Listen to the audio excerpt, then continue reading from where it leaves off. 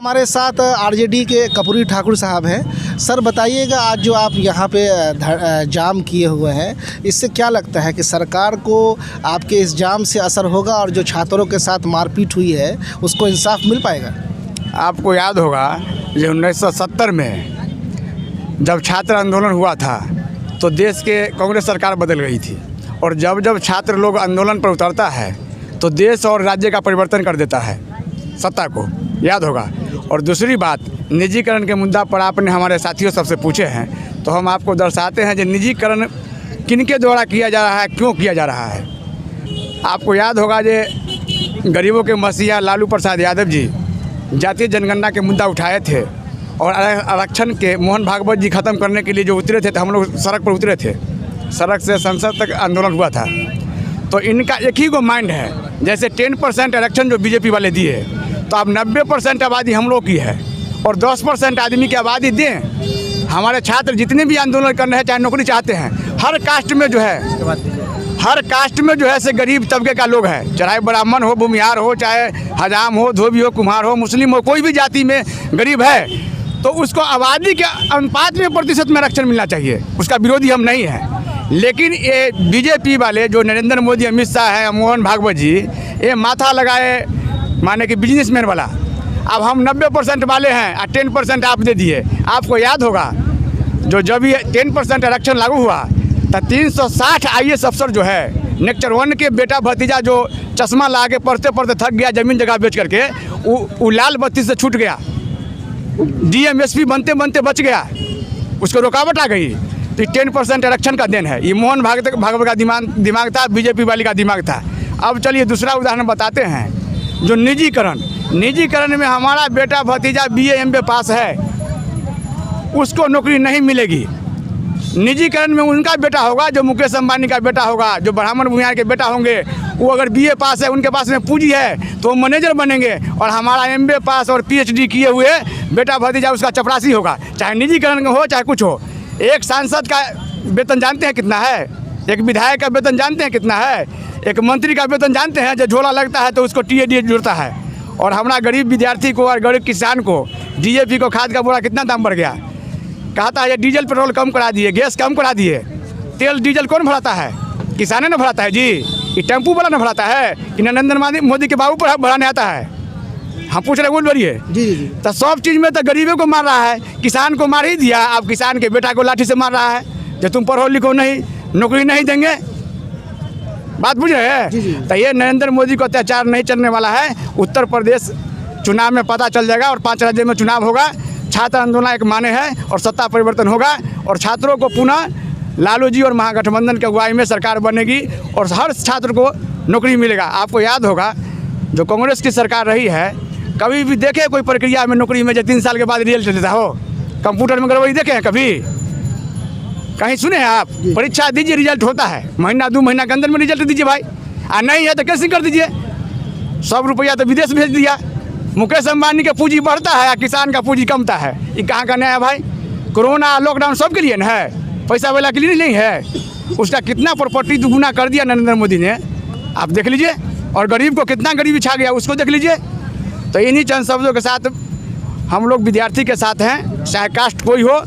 विद्यार्थी देश का भविष्य होता है, गरीब का बेटा होता है, उसके साथ है। और हमारे नेता लालू प्रसाद यादव, तेजस्वी यादव जी और महागठबंधन जी के साथी सबको आदेश पर हम लोग ताजपुर कॉलेज स्टोर चौक पर राष्ट्रीय जनता दल महागठबंधन के साथी के साथ बैठे हैं। और जब तक न्याय नहीं मिलेगा विद्यार्थी को, तब तक AK-56 का AK-47 लाठी चलाना पड़ेगा। तो कपूरी ठाकुर चलाएगा, महागठबंधन के साथ चलाएगा। इन्हीं चंद शब्दों के साथ लालू यादव जिंदाबाद, महागठबंधन जिंदाबाद। आइए एक और साथी से बात करते हैं। क्या नाम हो सबका? मेरा नाम सुबोध कुमार है, मैं एक छात्र हैं। और जो है ना से मूल बात है कि ग्रुप डी में जब हम लोग वैकेंसी भरे थे 2019 में, तो सरकार जो है ना से नोटिफिकेशन में लाया था कि एक ही मतलब परीक्षा होगा। लेकिन उसके बाद अभी ग्रुप डी में अचानक सरकार बोलती है कि हम लोग 2 परीक्षा लेंगे, एक PT लेंगे, उसके बाद मेंस लेंगे, जो कि गलत है। नोटिफिकेशन में सिंगल एक ही परीक्षा के बाद था, और रेलवे एनटीपीसी में भी मतलब 2 परीक्षा के बाद था, लेकिन वो सरकार बोली थी कि हम लोग 20 गुना रिजल्ट ज़्यादा देंगे, जितना भी मतलब कि 35,000 रिजल्ट जो है ना सिलेक्शन है उससे 20 गुना ज़्यादा रिजल्ट देंगे। लेकिन अभी जो सरकार जो है ना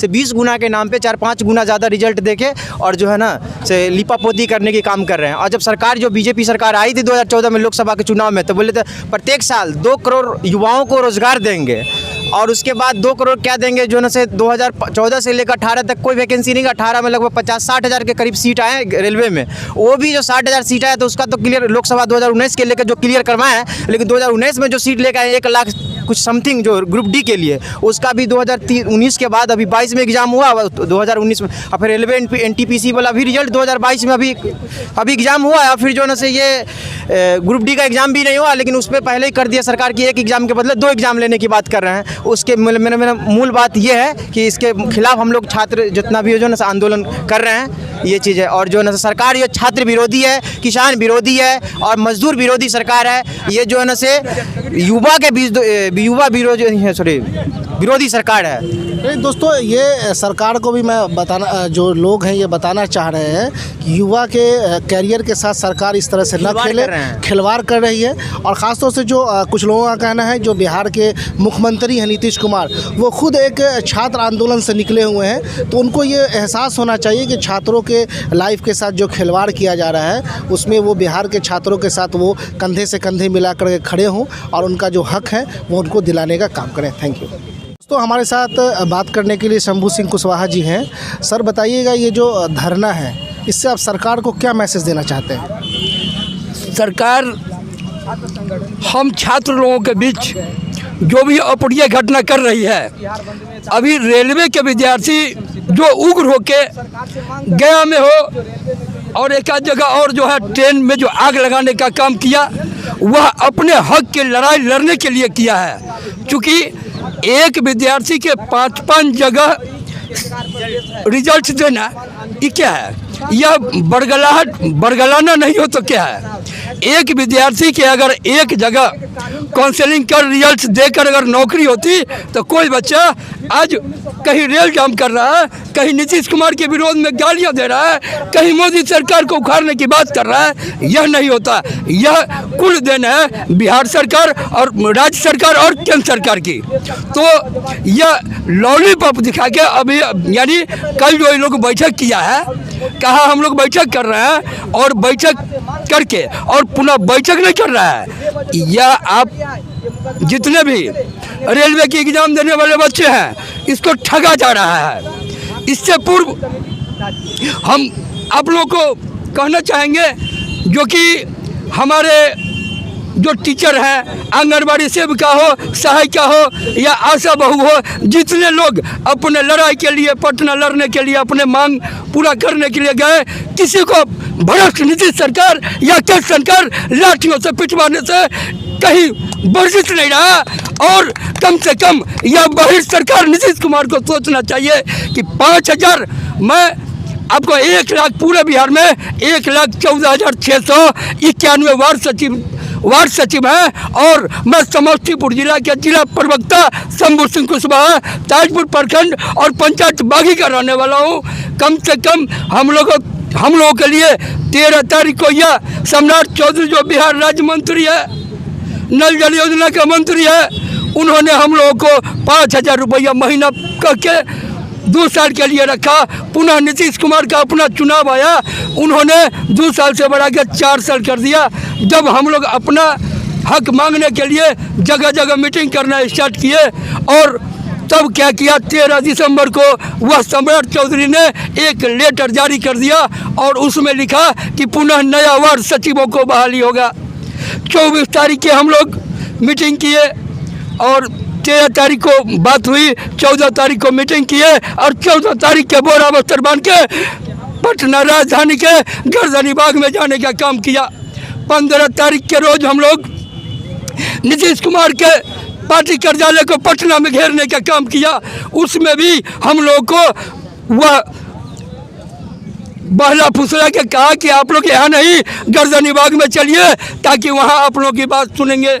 लेकिन गर्दनी बाग में हम लोग लगातार 26 तारीख तक बैठे और जब 26 तारीख के रोज 1 लाख प्लस वार्ड सचिव हम लोग हुए, तब जाके बीजेपी कार्यालय जो मोदी का कार्यालय है वहाँ जाम करने का काम किया और तोड़ फोड़ करने का काम किया। क्यों? क्योंकि हम लोग तोड़ फोड़ नहीं करते। वह महिला लोग 3-4 हज़ार के जत्था में महिला थी, लाखों लोग में हम मर्द लोग थे और वह पानी का बौछार करना स्टार्ट किया। यही रीज़न है वहाँ अब झंझट होने का। और लगातार 1.5 से 2 घंटा प्रशासन के साथ रोड़ेबाजी और लाठी लठौल हम लोगों को हुआ, खेया खेवल हुआ, हम लोग हटे नहीं। लेकिन वह आंसू गैस का गोला जब फेंकना स्टार्ट किया तब हम लोगों का शरीर पूरा मिर्च की तरह जलने लगा, आँख से दिखना बंद होने लगा, खांसते खांसते गिरने लगे। तब हम लोग उससे साइड हुए। पुनः 24 तारीख के मैंने गया। कम से कम हम लोगों के बीच जदयू व बीजेपी के एक भी भ्रष्ट नेता पूछने नहीं आया, खोजने नहीं आया कि यह वार्ड सचिव भूखा प्यासा इस ठंडी में पटना के राजधानी पर क्यों मरने आया है। अगर आए, आपको राजद के नेता लोग आए, हमारे मोरबा विधानसभा के विधायक रणविजय साहू हुआ है, आलोक कुमार मेहता है, मनोज मंजिल CPIM के आरा के विधायक उन्होंने आया, राजेंद्र बाबू आए, ऐसे 72 अगेंस्ट के नेता आए, विधायक आए। लेकिन यह भ्रष्ट बहिर और अंधा सरकार एक बार पूछने नहीं आया। मैं आप लोगों से कहना चाहूँगा, जो मेरा नहीं उसका हम क्यों, जो मेरा है मैं उसका हूँ। और अभी जो बरकरार रहा है, जो हम मीटिंग कर रहे हैं, राज्य स्तरीय हो, केंद्र स्तरीय हो, रेलवे के बच्चा के लिए, यह डार्क में रखा जा रहा है। यह कुछ नहीं करेगा। जब हम लोगों को 2 साल से 4 साल किया, फिर अभी नया बहाली करने जा रहा है। जिस तरह हमें ठगा, फिर वह नादान भाइयों को ठगेगा। वार्ड सचिव के चुनाव कर रहा है, जगह जगह चुनाव करके ठगेगा। इसलिए आप लोग यह बहिरा और निकम्मे सरकार के चक्कर में न पड़े और जहाँ गलत करेगा, गलत का परिणाम गलत देंगे। अगर गोलियां चला